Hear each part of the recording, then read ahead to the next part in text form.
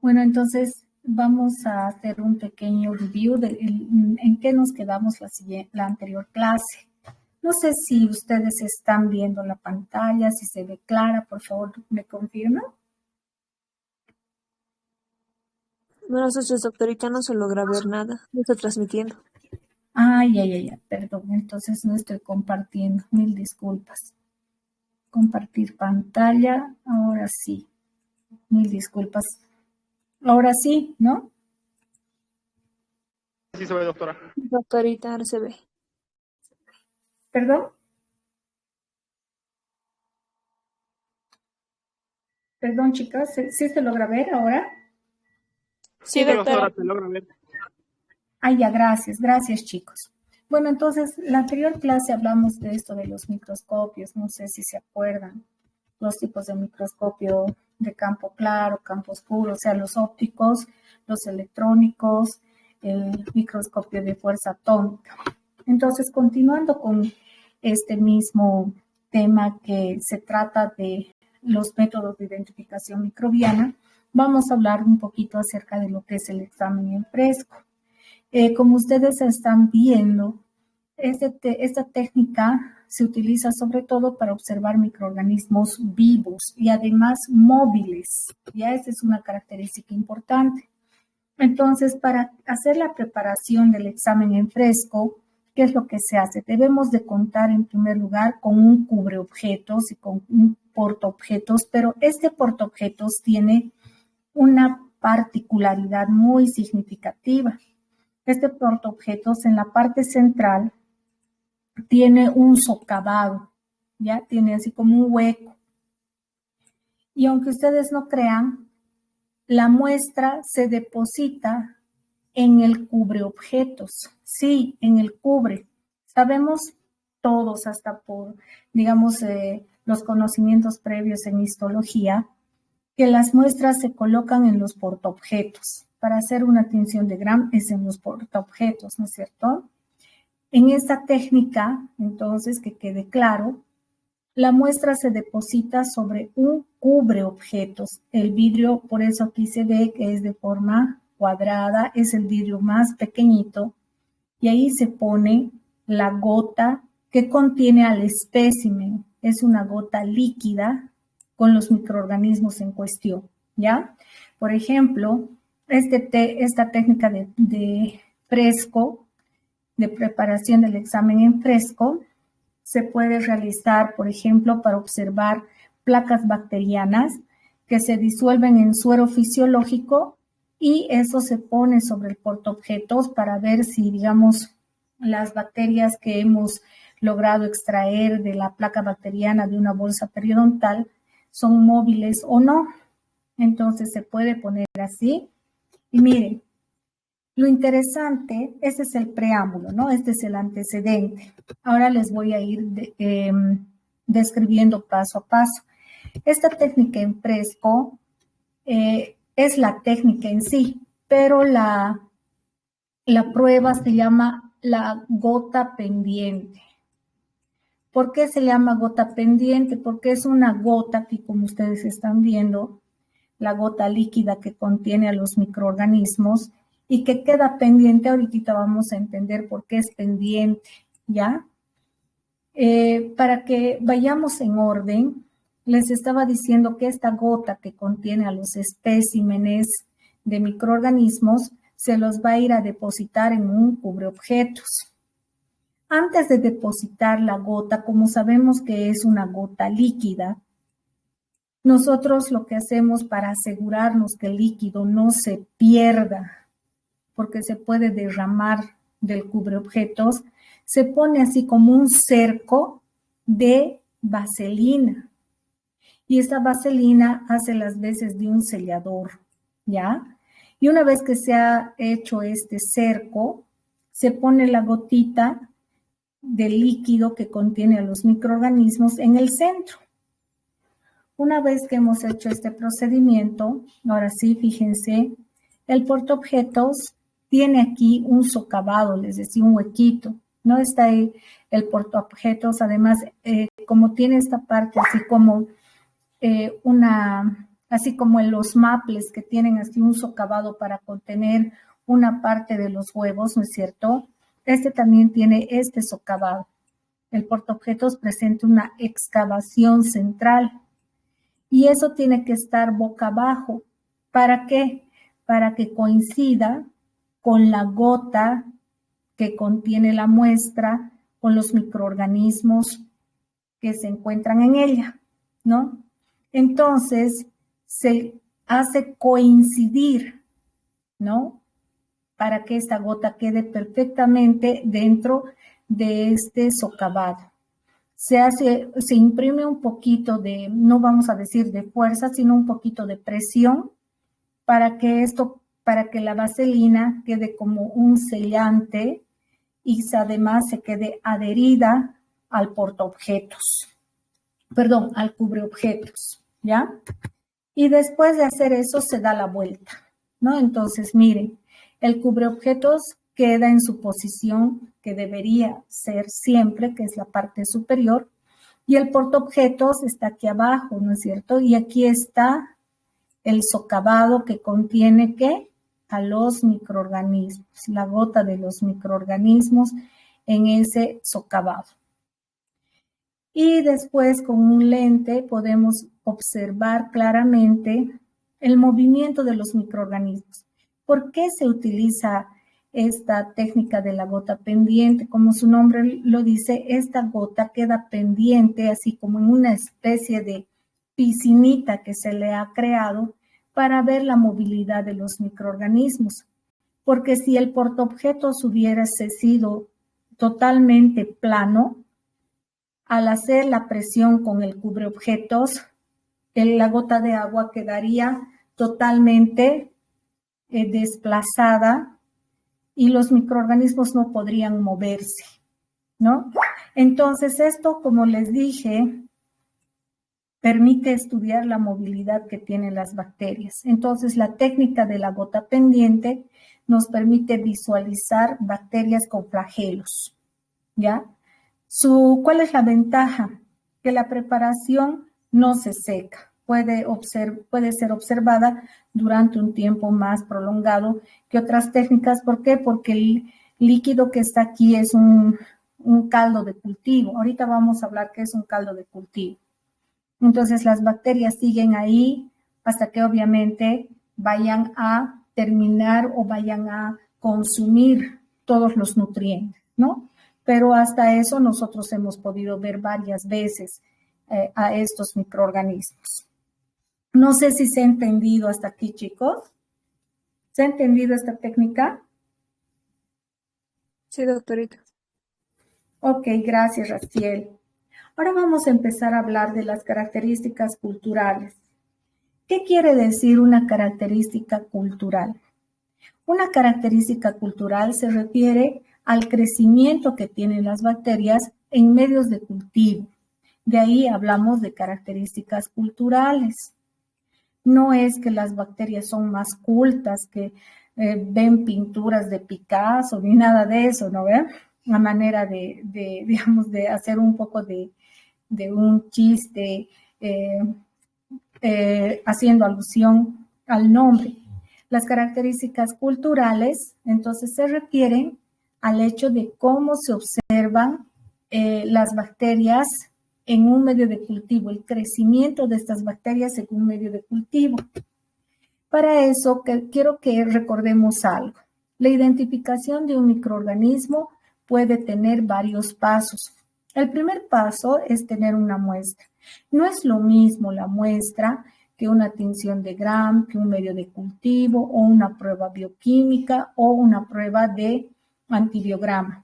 La muestra es la muestra biológica que vamos a extraer de nuestro cuerpo, de una parte de nuestro cuerpo. Eso es la muestra, ¿no? Entonces, la muestra se va a ir, por ejemplo, en ese sentido, si en el examen les dijese el método de identificación es la muestra de pus. No, el método de identificación puede ser la microscopía, el cultivo, las baterías bioquímicas o las pruebas de sensibilidad a los antibióticos. Esas son las pruebas a las que sometemos nosotros a los microorganismos para poderlos identificar. Pero para poderlos identificar, obviamente tenemos que partir del punto más importante, que es la muestra. Si yo quiero saber qué bacterias están en un conducto radicular, entonces yo tomo la muestra, que puede ser pus, puede ser ese líquido ceroso que está ahí en el conducto radicular, puedo hacer una toma de muestra de una piel que se está descamando, puedo tomar una muestra, inclusive un pedazo de epitelio, ¿no es cierto? Eso es una biopsia, todo eso es la muestra. Entonces la muestra puede seguir varios pasos para identificar al microorganismo.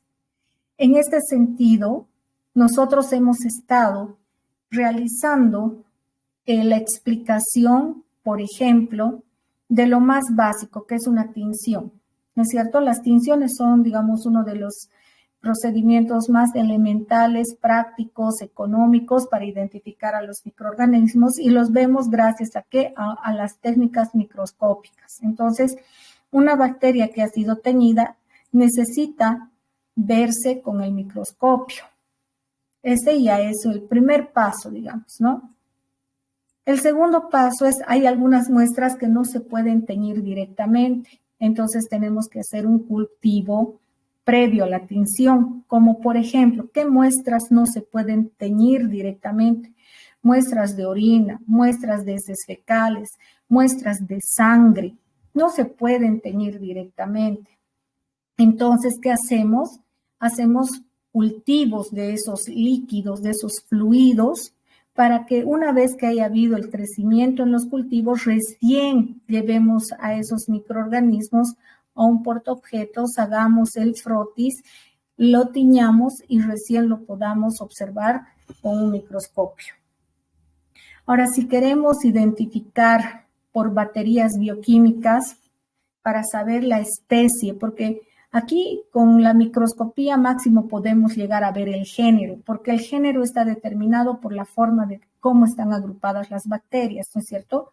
Pueden haber bacterias en forma de cadenitas, son los estreptococos, en forma de racimitos de uva son los estafilococos, pueden haber bacterias que están agrupadas de dos en dos, que son cocos, son las neiserias, pueden haber bacilos, pueden haber, ¿no? Entonces, estamos viendo la morfología, pero no estamos determinando la especie. No puedo decir por microscopía y por este es un estafilococo aureus. No puedo llegar a eso. Para eso voy a utilizar medios de cultivo selectivo o baterías bioquímicas que sí me permiten identificar la especie. ¿Hasta aquí se está entendiendo? Sí, doctorita. A ver, entonces, si yo les preguntara a ustedes por una técnica de microscopía y tinción de Gram, se puede llegar a identificar la especie de microorganismos. ¿Eso es falso o verdadero? Falso. Falso, totalmente falso, ¿no es cierto? Porque no podemos identificar, tenemos que hacer otras pruebas. Como hemos dicho, medios de cultivo selectivos sí nos permiten inclusive determinar la especie. Inclusive, para ser mucho más precisos y no tener ningún margen de error, podemos someter a una batería de pruebas bioquímicas, y lo que en esta última temporada ha pegado fuerte ha sido las pruebas de ADN, las pruebas moleculares de ácidos nucleicos, pero también las pruebas serológicas. Entonces, como ustedes podrán ver, si yo les pido que realicen un cuadro esquemático, un resumen cortito, siempre empezamos por la prueba, la muestra. Luego tenemos las tinciones y vemos lo que hemos teñido por la microscopía. Tipos de microscopio, podemos hacer una llavecita, ver los microscopios ópticos, los electrónicos, los microscopios de atómicos, de fuerza atómica, ¿no es cierto? Después ahora vamos a ver lo que les estaba mostrando a ustedes. El examen en fresco es una técnica mezclada entre lo que no es una tinción, es ver al germen por la técnica de la gota pendiente, pero por microscopía.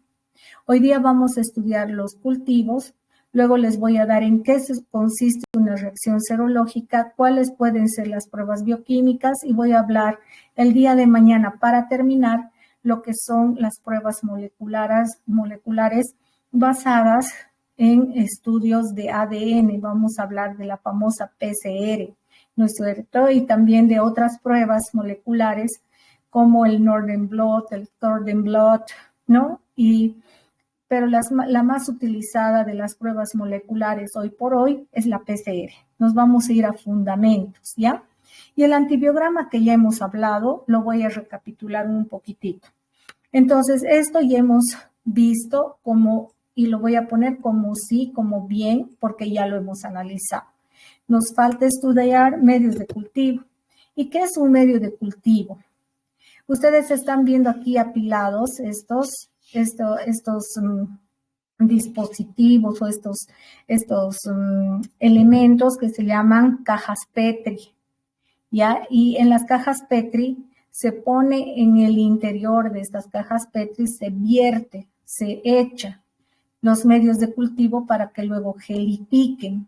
¿Y qué es el medio de cultivo? ¿Qué es lo que estamos echando en estos recipientes?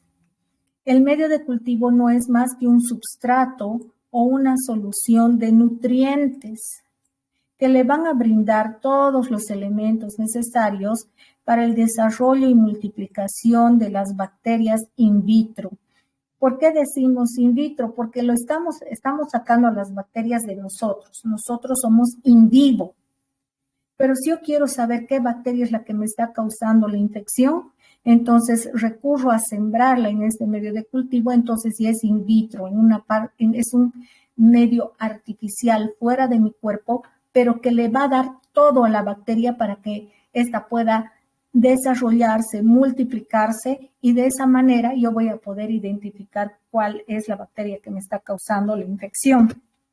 En ese sentido, los medios de cultivo se clasifican por varios criterios. Vamos a ver, aquí debería haber hecho yo así como un menú primero de la clasificación de los medios de cultivo, ¿no? Entonces aquí hay un error mío, ¿no? La clasificación.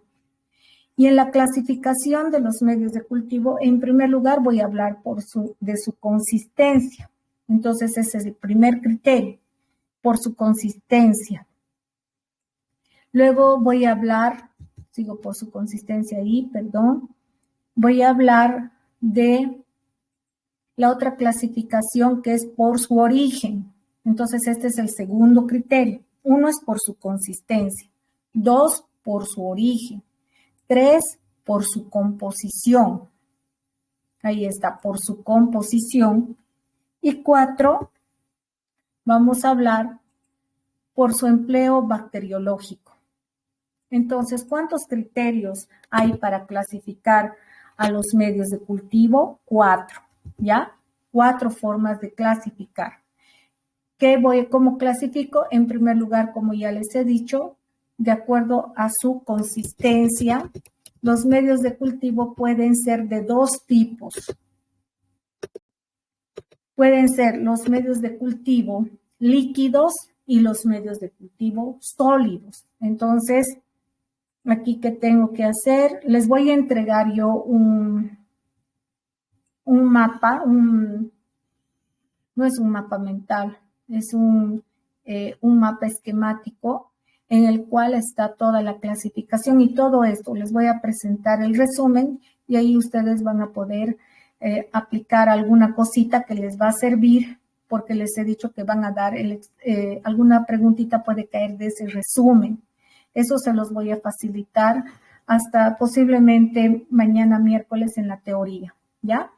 Entonces, por su consistencia, los medios de cultivo pueden ser líquidos y sólidos. ¿Cuáles son los medios de cultivo líquido? Aquí se puede ver claramente, ¿no? Y es bastante elocuente esta imagen. Ahí está el medio de cultivo líquido.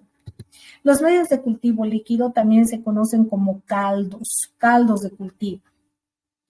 Obviamente, si estamos hablando de su consistencia, vamos a decir que su consistencia es líquida. Este tipo de medios de cultivo favorecen mucho el desarrollo y multiplicación de bacterias que no necesitan grandes extensiones. ¿Qué tipo de bacterias, por ejemplo, se pueden desarrollar fácilmente en esos medios de cultivo líquido?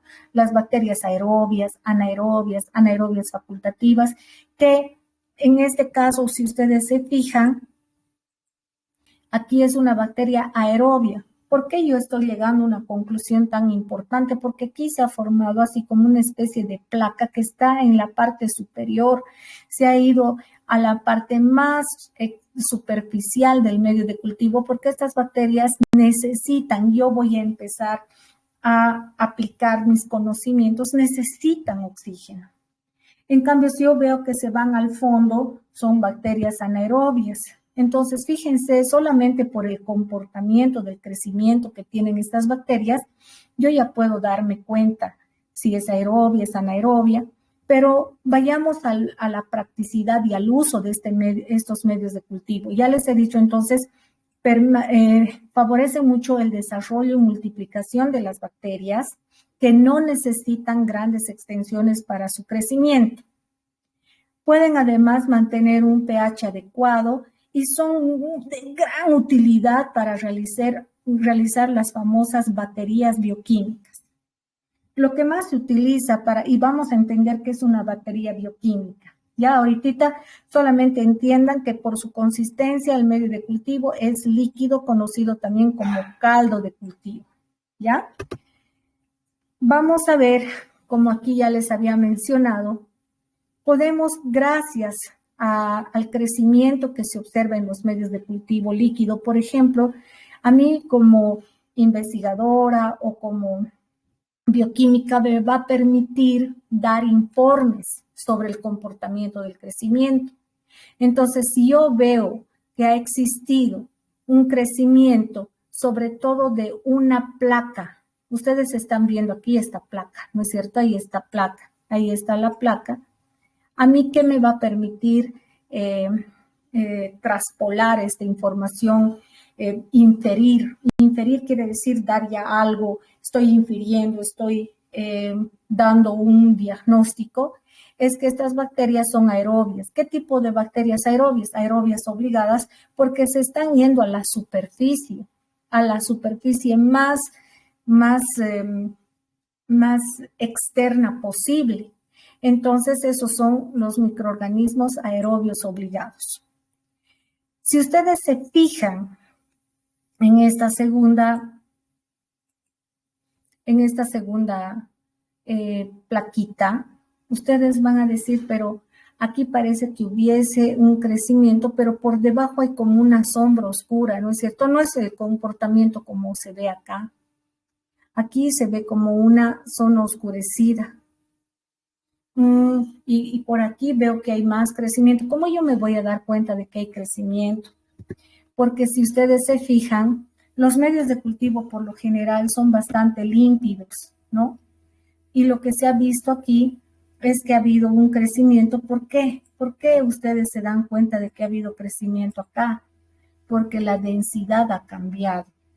Aquí se ha hecho más denso, aquí no. Parece como si fuese líquido, transparente. Y lo mismo puedo hablar de estos otros medios de cultivo.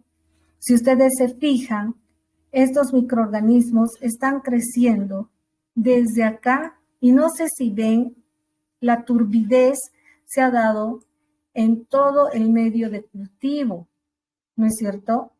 Entonces esto me puede decir a mí que esta es una bacteria anaerobia facultativa.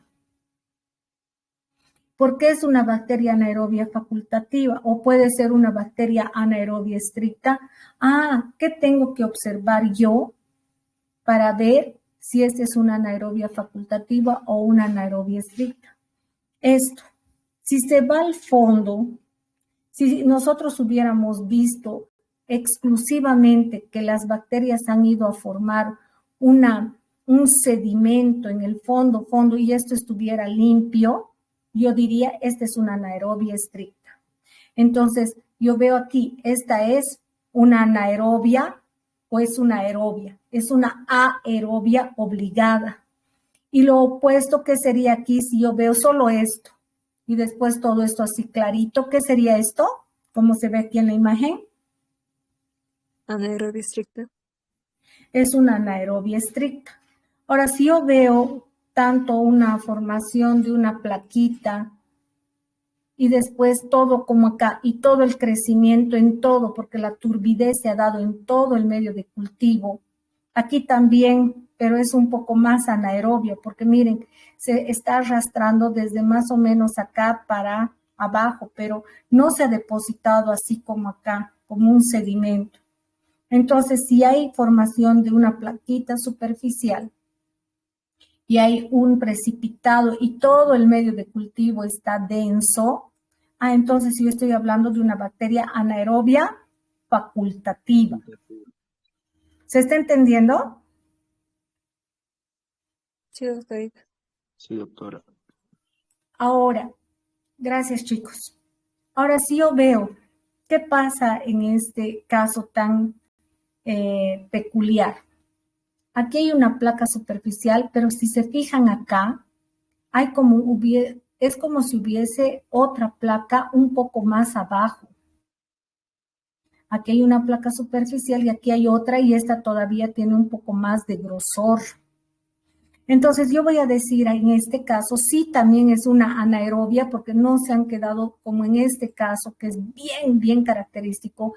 Las bacterias se han ido sobre todo a la superficie. En cambio aquí ha habido una subsuperficie. De la superficie hay una parte subsuperficial. Entonces yo puedo pensar que esta bacteria es una bacteria microaerófila. ¿Qué quiere decir eso? Que tolera, sí, concentraciones de oxígeno, pero en pequeñas cantidades. Por eso prefiere crecer en un lugar un poco más inferior a la superficie. Entonces, esta es una microaerófila. ¿Y qué es esta otra? Está creciendo un poco arriba y un poco como que en todo el tubo, pero no es tan denso, no forma esa placa tan característica aquí, ¿no? Como en este caso de la anaerobia facultativa. Esta sería una microaerófila y esta es una aerotolerante. Esta se distribuye más equitativamente en todo el medio de cultivo, ¿ya? Entonces, ¿qué es lo que yo puedo observar en los medios de cultivo líquido? Primero, que ha habido un cambio en la densidad y ahí yo voy a decir, están creciendo bacterias.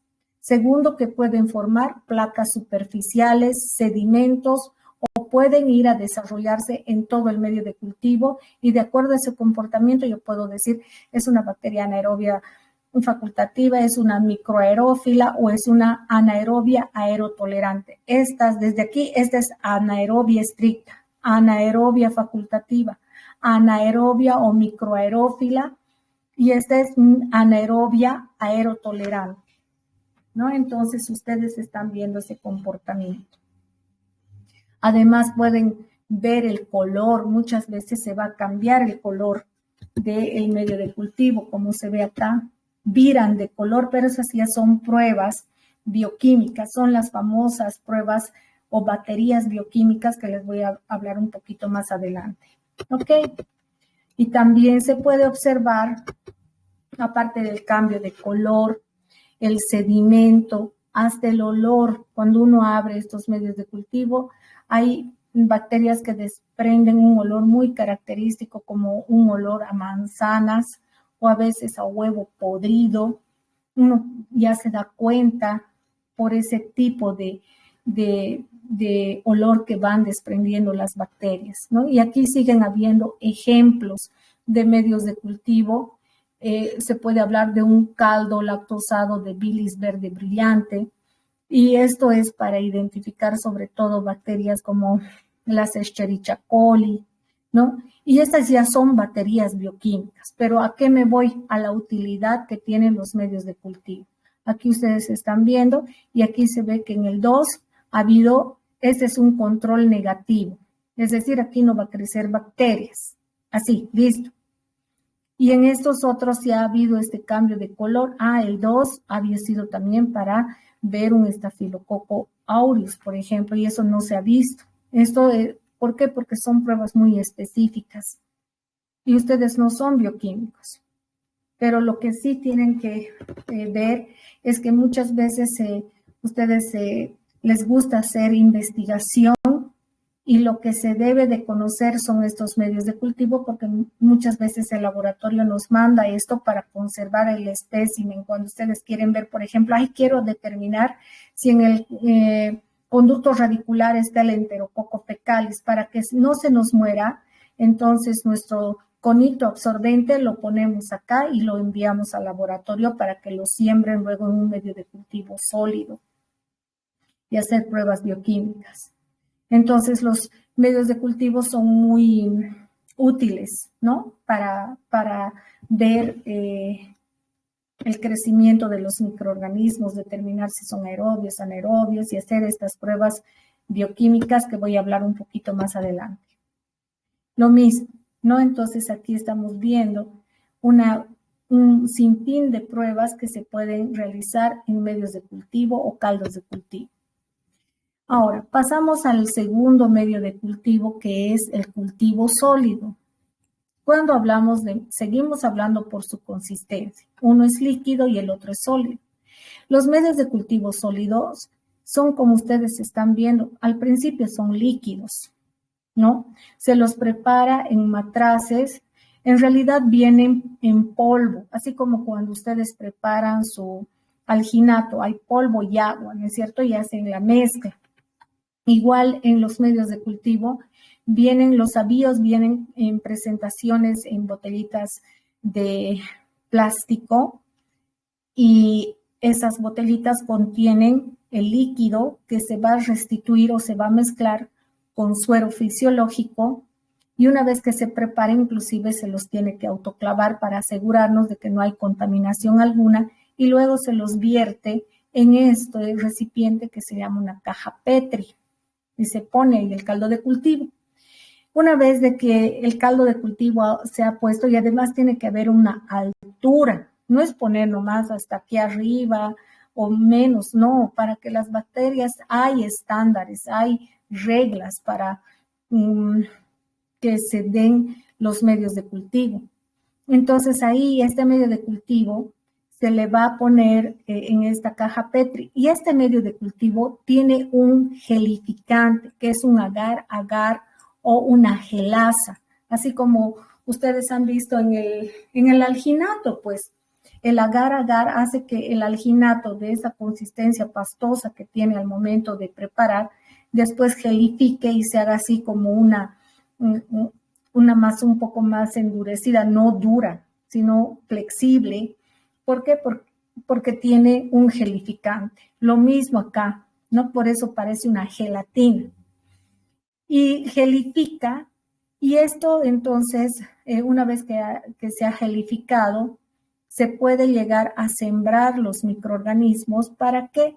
Para obtener colonias. Aquí, si nuestro ojo humano está logrando ver estas colonias que ustedes están observando en la imagen, es que aquí han habido millones y millones, trillones y retrillones de bacterias, porque nuestro ojo humano está logrando ver a las colonias bacterianas. Entonces, ¿qué hacen los microbiólogos? Pueden empezar a informar lo que ven, ¿no? En el medio de cultivo sólido lo que se hace es una siembra. Esta es una siembra por estría, porque esto es un asa bacteriológica y lo que se hace es aquí poner, por ejemplo, a todos los chicos que se han hecho sus análisis de fosas, el hisopado nasal, se puso el inóculo en una partecita.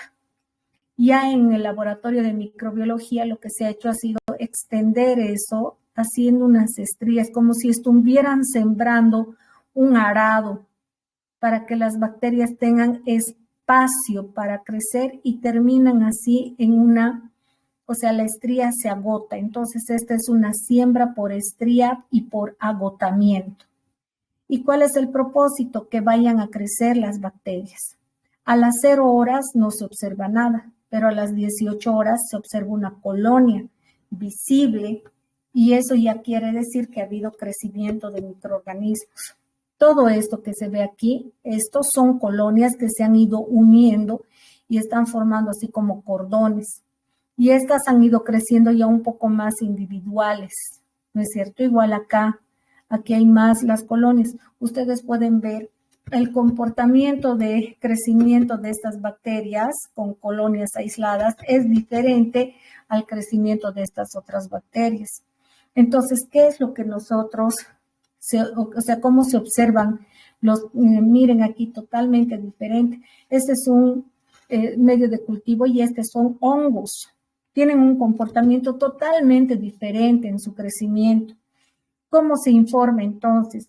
Lo que se informa en los medios de cultivo sólidos son número de colonias. Los microbiólogos cuentan a veces las colonias. Cuando es fácil de contar, obviamente, como en este caso, se cuentan las colonias, ¿no? Después que se ve la textura de la colonia, si es alta, si es achatada, si es umbilicada, como en este caso, cómo son sus bordes lisos, son bordes irregulares como acá, estrellados. Todo esto hace que el microbiólogo y por su experticia le pueda decir, esto se trata de un Aspergillus o se trata y está contaminado por Candida albicans porque las colonias son más cremosas, son más, son como puntuales. En cambio aquí son de forma estrellada, con un centro diferente, tiene sus colonias radiadas y aquí es otro hongo, ¿no? Entonces, aquí fíjense, totalmente diferente el comportamiento del desarrollo de los microorganismos y aquí yo puedo decir con mucha seguridad que ha habido contaminación porque son varios tipos de microorganismos que han crecido. Cuando se contaminan es cosa seria. ¿Por qué? Porque vamos a ver cuál es el que ha causado el daño. No sabemos por qué han crecido este género, este otro género, esto. Aquí ha habido contaminación por hongo. O sea, es un desastre este resultado. Hay que rehacer, ¿no es cierto?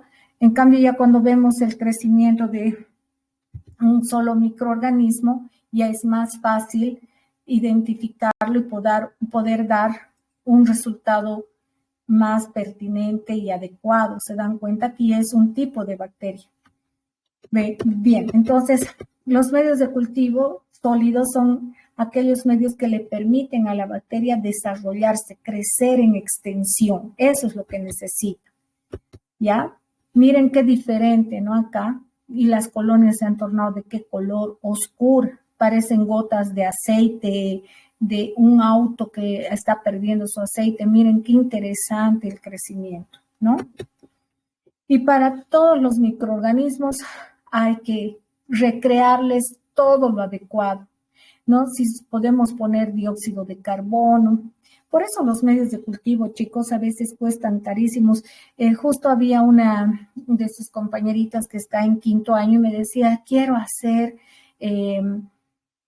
la persistencia de bacterias antes y después del tratamiento de conducto para ver cuán eficiente ha sido su tratamiento de conducto, pero ella quería que crezcan bacterias anaerobias, aerobias.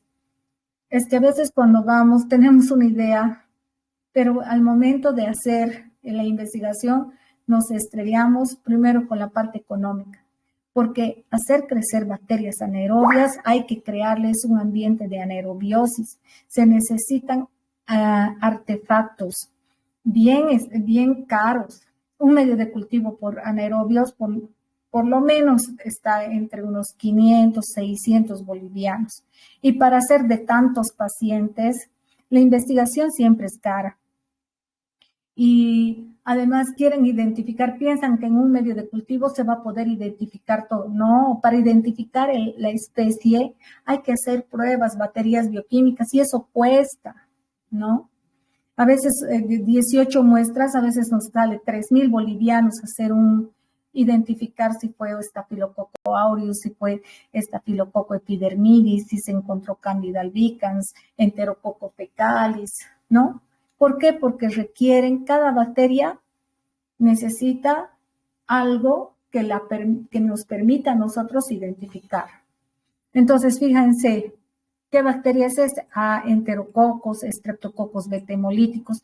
Si es betemolítico, lo más rápido, ágil y veraz es hacer placas de agar sangre para ver su patrón de hemólisis. Y de acuerdo a eso, yo voy a decir, sí, es un alfa hemolítico, un beta hemolítico, un gamma hemolítico. Y el agar sangre es el medio de cultivo más económico que hay. Cuesta los distribuidores creo que hasta en 8 bolivianos los venden, 7, 8 bolivianos. Pero los otros ya son más caros, ¿no? Digamos, hay otras, por ejemplo, las neiserias. Van a exponer la otra semana neiserias, posiblemente. Entonces, aquí está la Neisseria meningitidis, la Neisseria gonorrea. Necesita un ambiente, una atmósfera de oxígeno más dióxido de carbono. Entonces, unas son aerobias que crecen fácilmente y hay otras que son anaerobias estrictas que necesitan atmósferas diferentes. Si no, se nos mueren. Y por ahí no ha crecido nada. Yuju, no tengo nada, no estoy enfermo. Y es porque ha fallado la técnica, ¿no? Y miren, para cada bacteria están aquí sus medios de cultivo. Ahora, por su origen, entonces hemos visto por su consistencia. Medios de cultivo líquido, conocidos como caldos, y los medios de cultivo sólidos, conocidos como agares. Este es el segundo criterio de clasificación, por su origen. Por su origen, los medios de cultivo pueden ser medios de cultivo naturales, sintéticos y semisintéticos. Los medios de cultivo naturales, ¿cuáles pueden ser? La leche. La leche es un excelente medio de cultivo. Aquí van a crecer miles de bacterias, porque a las bacterias les encanta la lactosa, ¿no es cierto? Y además que en la leche se encuentran péptidos caseicos que le permiten pues sobrevivir y tiene todos los nutrientes, ¿no? Entonces la leche es un excelente medio de cultivo por su composición química, porque tiene proteínas, carbohidratos, vitaminas, tiene un pH neutro, ¿no? Entonces tiene alta actividad de agua. Entonces aquí van a empezar a desarrollar muchos microorganismos. La leche entonces es un medio de cultivo natural. Uno semisintético. Sabemos que los medios de cultivo los han preparado seres humanos que han extraído múltiples vitaminas, eminas, aminoácidos, hasta timinas, pirimidinas, purinas, y se los ha puesto así es como un tónico vitamínico, un medio de cultivo. Pero si yo a este medio de cultivo le echo bilis que he obtenido, digamos, de un carnero que han sacrificado y le pongo bilis, allá él se torna en un medio de cultivo semisintético, porque inicialmente era sintético. Pero si yo le pongo bilis de un ser vivo que se ha sacado su vesícula biliar y se le echa la bilis, y es un medio de cultivo, por ejemplo, una bilis esculina, así se llama, entonces ese medio de cultivo deja de ser sintético para ser semisintético. Si yo a este medio de cultivo artificial le echo sangre, se está convirtiendo en agar sangre. ¿Y de dónde sacan sangre? Muchas veces los bioquímicos sacan su propia sangre y están ahí mezclando su sangre, pero las más de las veces la sangre se compra de la sangre de carneros, de ovejas, ¿no es cierto? Y ese agar se le mezcla a la sangre calientita recién compradita y se constituye en un medio de cultivo llamado agar sangre, ¿no? Cuando se le echa, por ejemplo, el sal manitol o el manitol salado, se le puede echar sal, se le puede echar el manitol, que es un azúcar. Entonces, chicos, estos serían medios de cultivo semisintéticos. Y ahí hay un montón de ejemplos de medios de cultivo. Este, por ejemplo, es para cándidas, el agar saburou. ¿Para qué? Y miren, le han echado cloranfenicol. Vamos a ver después por qué se les pone a los medios de cultivo a veces antibióticos. Este es un semisintético, estamos hablando por su origen. Entonces hay medios de cultivo naturales, sintéticos y semisintéticos. Un sintético es aquel que está formado exclusivamente por ese polvo preparado por seres humanos. Listo. Los seres humanos le han puesto, pero claro, han hecho un proceso para que sea totalmente sintético. ¿Y cuándo es semisintético, chicos? Denme 2 ejemplos. Cuando se le añade la bilis o cuando también vemos el salmanitol. Muy bien, o cuando se le añade también, ¿qué? Del agar saburauto o sabureu que nos dijo. Ya, pero uno más común, ¿cuál sería uno más común? De la sangre. Exacto, el agar sangre, ¿no? El agar sangre es uno de los más comunes, ese es un semisintético. Y un sintético puro sería aquel que solamente tiene los péptidos, ¿ya, chicos? ¿Está entendido? ¿Sí? Sí, doctorita. Ok. Vámonos a ver entonces los medios de cultivo ya también ahora por su composición. Por su composición van a ver los medios de cultivo comunes. Los medios de cultivo comunes se denominan así porque permite el crecimiento de microorganismos poco exigentes. ¿Qué quiere decir eso? Poco exigente es que este microorganismo va a crecer en un medio de cultivo que tenga nutrientes y que crezca. Hay microorganismos que dicen, no, pues no me da la gana de crecer y se mueren. Esos son los exigentes, los que necesitan condiciones tan especiales que hay que darles esas condiciones para que puedan desarrollar. Si la vida del paciente está en riesgo y queremos saber qué germen está creciendo, no le vamos a poner, porque tenemos que tener una sospecha clínica, entonces vamos a necesitar medios de cultivo, por ejemplo, especiales, medios de cultivo selectivos, pero empezaremos por el más básico. El más básico son los medios de cultivo comunes donde crecen la gran mayoría de los microorganismos. Y uno de los más comunes es el agar sangre. Si ustedes ven en este cuadrito que lo estoy censurando yo misma porque miren cómo había estado, no se nota tanto. El agar sangre, agar sangre, agar sangre, agar sangre, agar sangre, agar sangre, agar sangre, agar sangre, agar sangre, agar sangre, agar sangre. ¿Para qué está sirviendo? Para que crezcan tantos géneros de bacterias tan diversas y tan diferentes. Entonces el agar sangre es un medio de cultivo común que permite crecer a múltiples bacterias. Luego tenemos los medios de cultivo, ¿qué ha pasado aquí? Enriquecidos. ¿Por qué se dice enriquecidos? Porque el agar es así incoloro. Si yo le voy a poner al agar sangre, se va a constituir en un medio de cultivo enriquecido. ¿Por qué es un medio de cultivo enriquecido? Porque lo estoy enriqueciendo con un líquido, con un fluido corporal, ya sea de un animalito o del propio individuo. Entonces, ese es un medio de cultivo enriquecido. El común es el agar sangre, pero aquí ustedes también me dirían otra vuelta el agar sangre como ejemplo de enriquecimiento. Sí, porque se está enriqueciendo el medio de cultivo, el agar con sangre.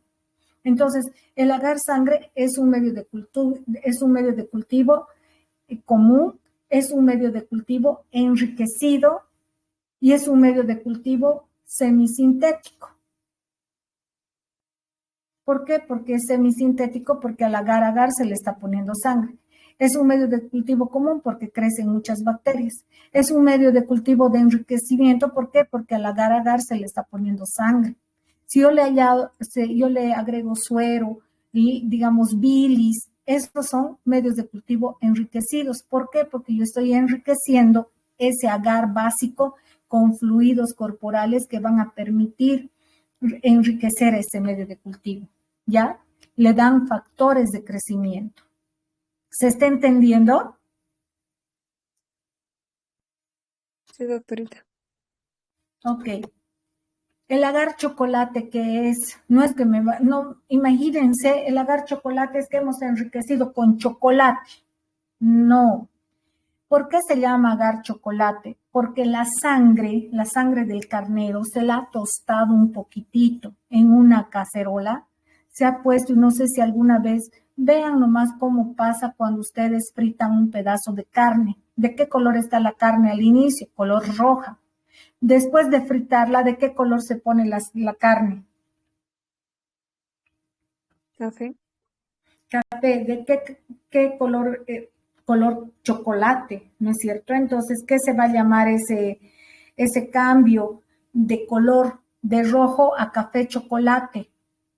¿Y por qué se ha vuelto chocolate? Porque se ha oxidado la sangre, se han roto los glóbulos rojos y listo, ha cambiado. Entonces, el cambio de color se da porque se está rompiendo los glóbulos rojos y se está oxidando, se está liberando la hemoglobina y ya se está convirtiendo en una hemoglobina sin oxígeno y está cambiando su color. Y entonces a eso se llama agar chocolate. ¿Se está entendiendo? Sí, Es un medio extremadamente nutritivo y se utiliza para investigar a quienes, a hemófilos influenza y a neiserias. ¿Quiénes de este grupo van a exponer neiserias? Chicos, ya, ¿hay doctora. alguien que tiene? Entonces, amor, ya sabes que para que crezca Neisseria meningitidis se utiliza el agar chocolate. Serratia marcenses necesita también agar chocolate para crecer. Y si yo en el examen les pongo el agar chocolate es un medio de cultivo enriquecido porque se añade chocolate al agar. ¿Es falso o verdadero? Falso. Totalmente falso, ¿no? Y hasta chistoso. ¿Cómo pues chocolate le vamos a poner a un medio de cultivo? Muy bien. Ahora vamos a ver, hemos visto la clasificación de los medios de cultivo por su consistencia, por su origen, por su composición en medios de cultivo comunes y en medios de cultivo enriquecidos. Y ahora voy a hablarles por su empleo bacteriológico, ¿ya? Por su empleo bacteriológico, los medios de cultivo pueden ser otra vuelta, los medios de cultivo de enriquecimiento, los medios de cultivo selectivos, los medios de cultivo, una barbaridad, es que he cambiado el fondo, van a disculpar y no me he dado cuenta, los medios de cultivo especiales, los medios de cultivo diferenciales y los medios de cultivo de transporte y de conservación. Entonces, esta es la clasificación más compleja. Por el empleo bacteriológico, entonces, ¿cómo pueden ser los medios de cultivo? Medios de cultivo de enriquecimiento, 1. Medios de cultivo selectivos, 2. Medios de cultivo especiales, 3. Medios de cultivo diferenciales, 4. Medios de cultivo de transporte, 5. Y medios de conservación, 6. Empecemos a describir uno a uno. Medio de cultivo de enriquecimiento. Es lo que ya hemos hablado. Estos medios de cultivo de enriquecimiento son aquellos que van a enriquecer al agar-agar, que es la base, ¿no? Es el substrato base que sí o sí tiene que tener un medio de cultivo sólido. Y si yo le he hecho, por ejemplo, agua peptonada alcalina, ya lo estoy haciendo enriquecido. ¿Para qué? Digamos, en este ejemplo, el agua peptonada alcalina permite el desarrollo de Vibrio cholera. ¿Por qué alcalina? Porque sabemos que Vibrio cholera es una bacteria alcalófila que vive en un pH bastante elevado, un pH 11, un pH 10. Y para que pueda crecer esta bacteria, sí o sí le tenemos que recrear esa condición, si no se nos muere.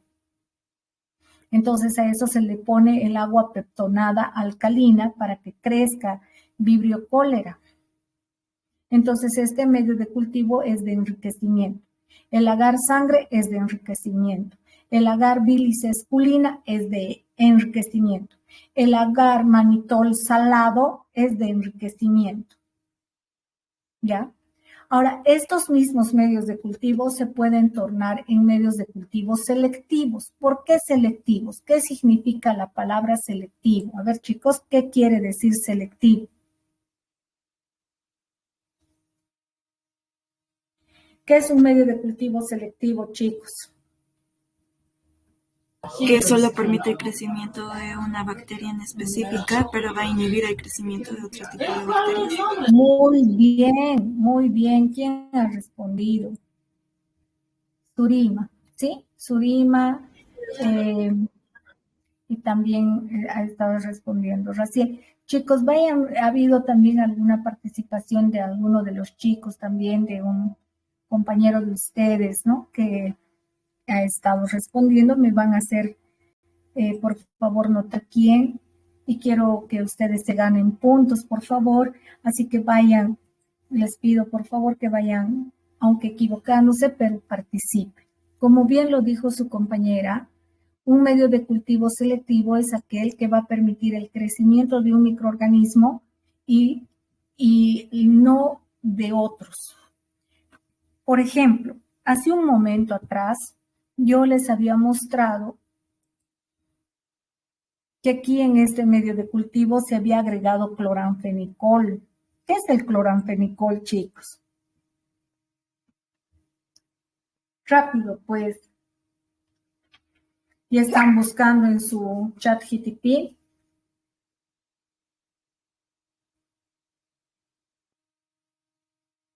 Hola, hola. Ya pues, chicos.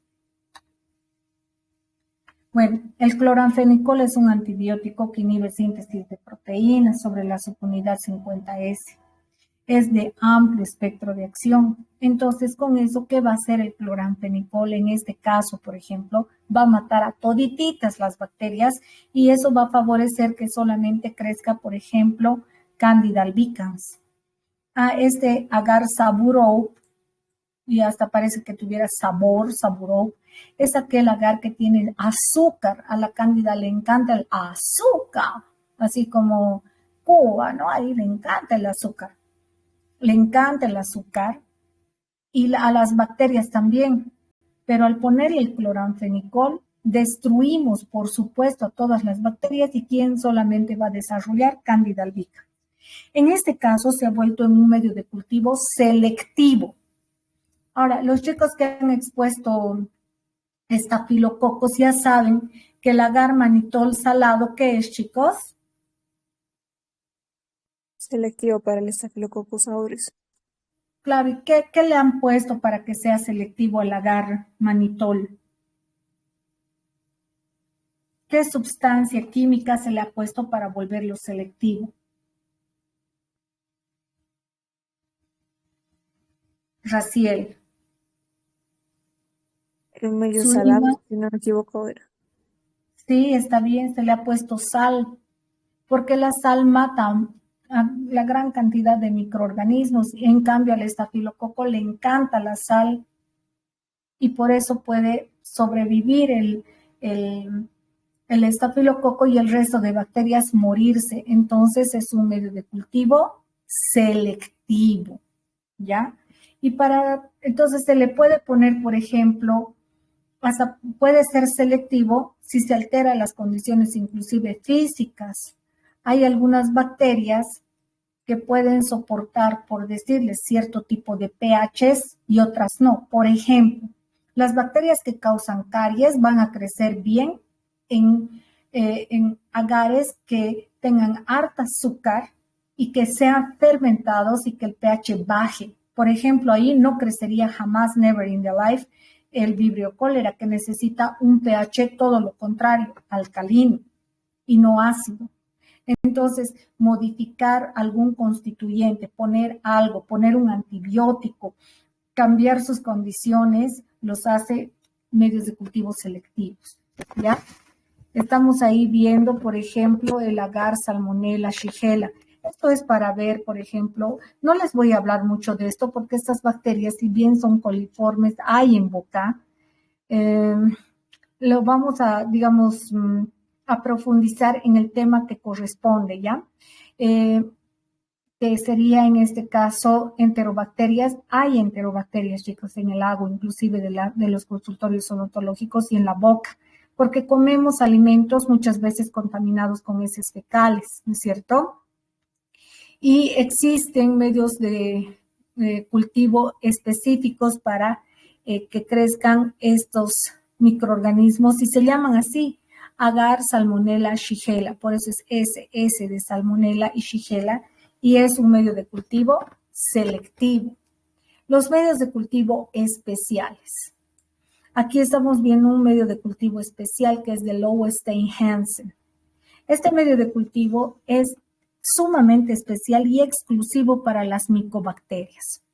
Las micobacterias ciertamente son aquellas bacterias súper exquisitas, súper delicaditas, exigentes a más no poder, porque si no se le pone en un medio de cultivo, por ejemplo, como el Lowenstein-Hansen, no crecen, se mueren. Ya, entonces ese es un medio de cultivo especial. ¿Se entendió? Un medio de cultivo diferencial. A ver, la semana que viene ya tenemos ahí chicos que van a terminar de exponer estreptococos y tienen que empezar a exponer neiserias. Y las neiserias, las dos patógenas del grupo son la Neisseria meningitidis y la Neisseria gonorrea. Si son ambas tintorialmente gram negativas, ambas tienen igual fimbrias morfológicamente, ambas son diplococos gram negativos, ambos son bacterias, ¿cómo les puedo decir? Tienen sus bastante adherentes en su morfología. Yo no voy a poder por nada del mundo diferenciar si es una Neisseria meningitidis, una Neisseria gonorrea, o si es una Neisseria meningitidis y una Neisseria glabrata, subclava, que son las que están en boca y que sí son cariogénicas. Yo no voy a poder hacer eso. Para poder diferenciar entonces las especies, yo voy a utilizar medios de cultivo diferenciales. ¿Y cómo yo diferencio? Resulta que una de las, digamos, de las neiserias va a fermentar la lactosa y la otra no fermenta lactosa. Entonces, si ven aquí ha habido cambio de color, esta es una lactosa positiva y esta otra es una lactosa negativa. Y por esto yo ya estoy diferenciando cuál es cuál. Este es el medio de cultivo de McConkey, que permite diferenciar o distinguir, por ejemplo, enterobacterias. El agar, aquí hay bastante McConkey EMB, que es igual para enterobacterias, permite diferenciar de qué enterobacteria se trata, si es una Escherichia coli o si es una, no sé, una salmonella o una shigella. Entonces, para eso se utilizan medios de cultivo diferenciales, ¿sí? El medio de cultivo para las, por ejemplo, neiserias es el de Thayer-Martin. Ese permite diferenciar una Neisseria de la otra porque parecen ser gemelas idénticas. Así, las neiserias son idénticas, son identiquísimas.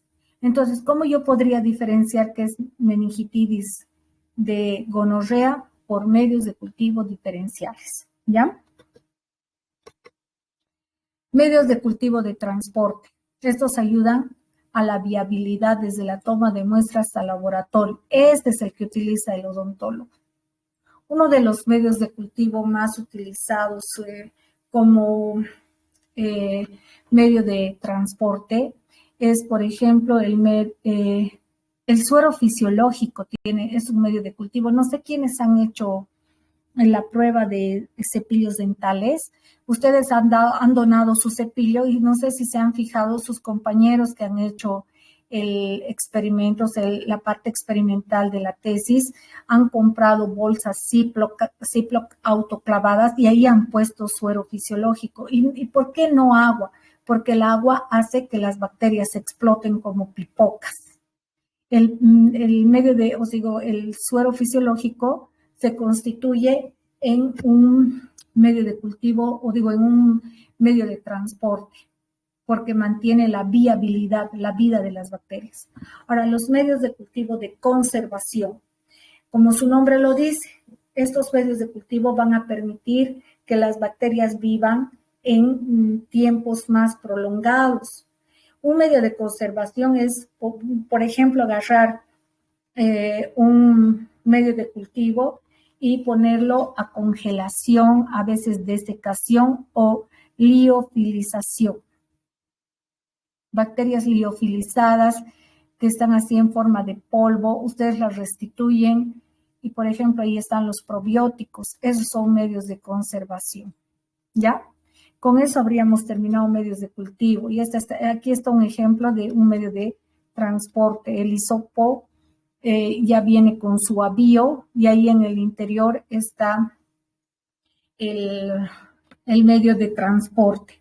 Y esto es lo interesante, es que aquí ya viene para que ustedes puedan anotar el nombre del paciente, la hora y el lugar anatómico de donde se tomó la muestra, inclusive ponerle un número de muestra, ¿no es cierto? Su código para mandarlo al laboratorio.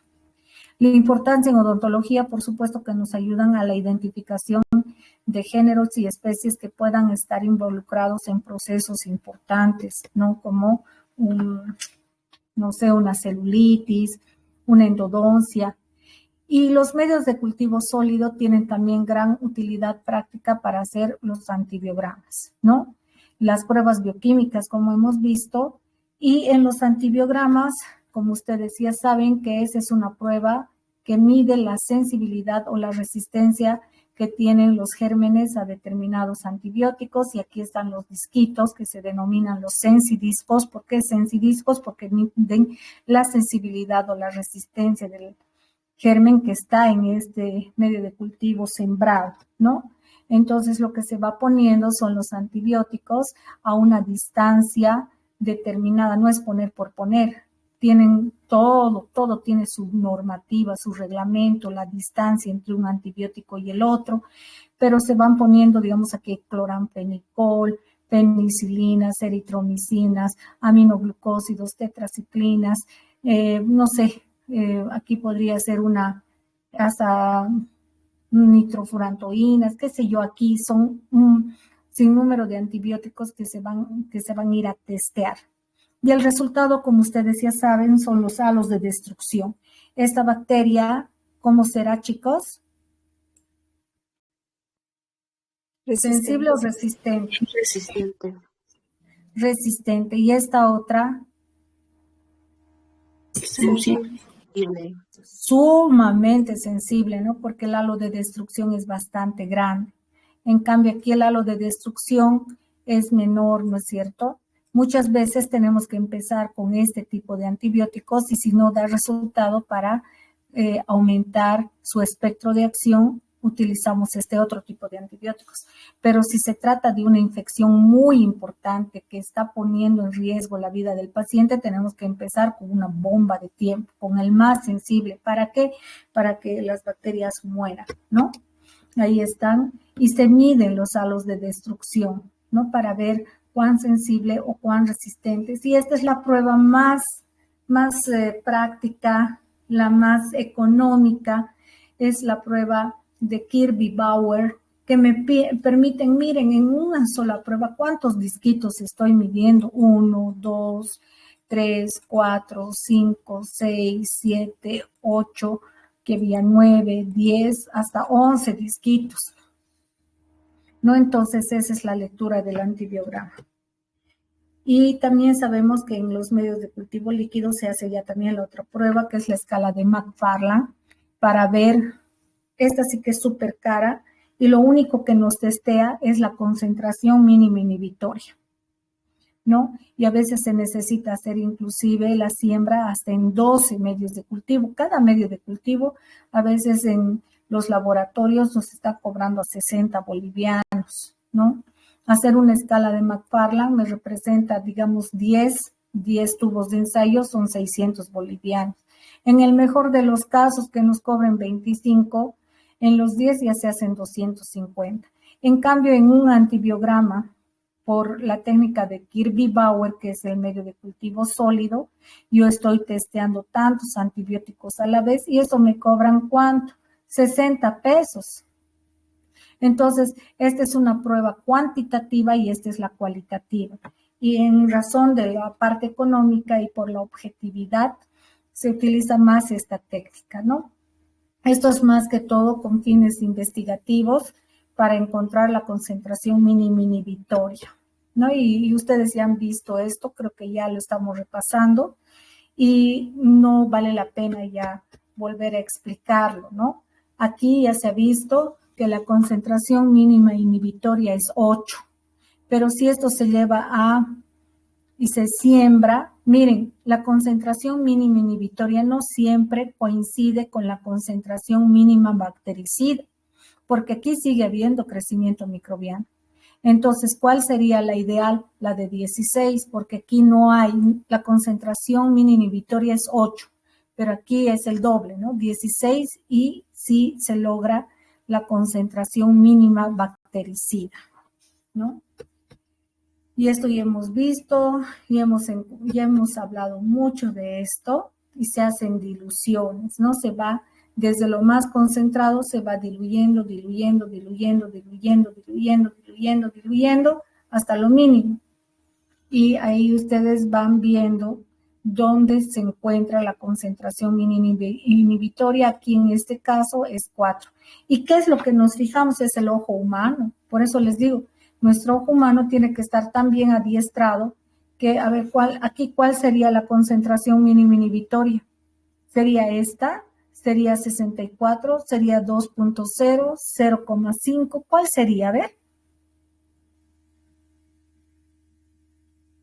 Por el grado de turbidez.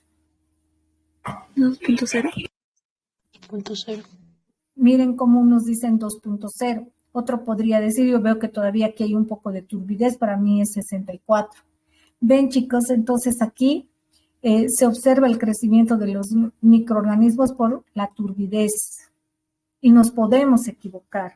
Entonces, para eso se hace la siembra y cuando se hace la siembra resulta que la concentración mínima inhibitoria no había sido la concentración mínima bactericida, que es esta, ¿no? Concentración mínima bactericida.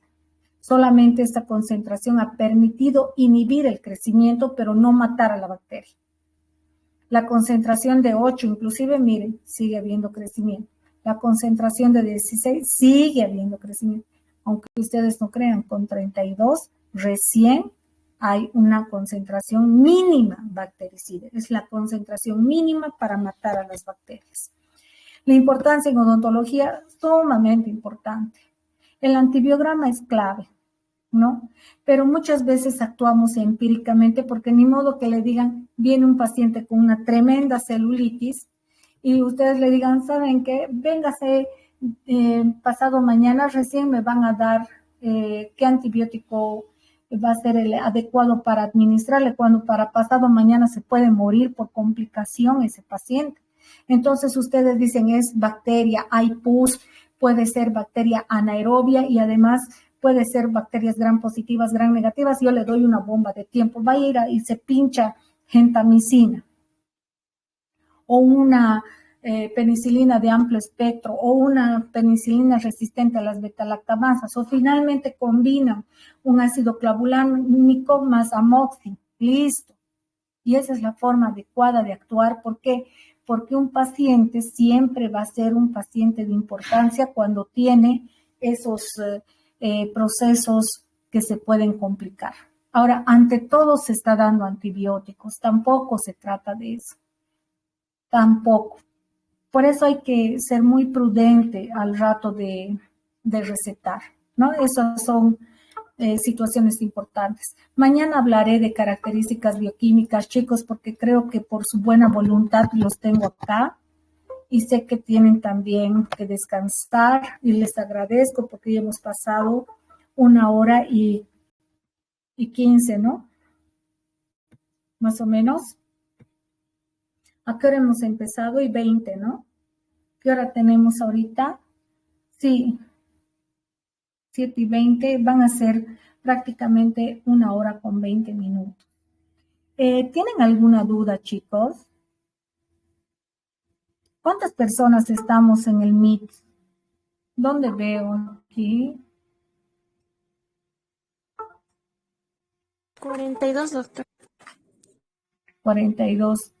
Ya, chicos, yo les agradezco muchísimo que ustedes 42 hayan entrado, y una forma de agradecer va a ser que estas 42 personas, pero ni una más, se pongan desde ahorita un punto, pónganse en el chat general y de ahí lo vamos a migrar a sus grupos correspondientes, ¿ya?